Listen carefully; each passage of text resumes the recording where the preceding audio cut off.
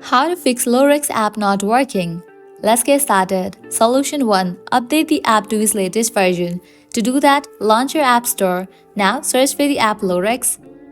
Once app appears, at the right corner of the app, you will find the option of Open or Update. If you find the option of Update, just click on it and update the app to its latest version.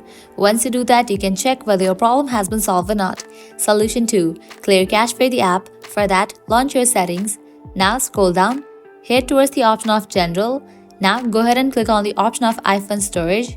Over here, you're gonna find all the apps that are installed in your device. Go ahead and open the app Lorex. Now click on Offload app. Click on Offload app. Offloading app clears cache for the app. After completion of upload process, click on Reinstall app. Once you reinstall the app, you can check whether your problem has been solved or not.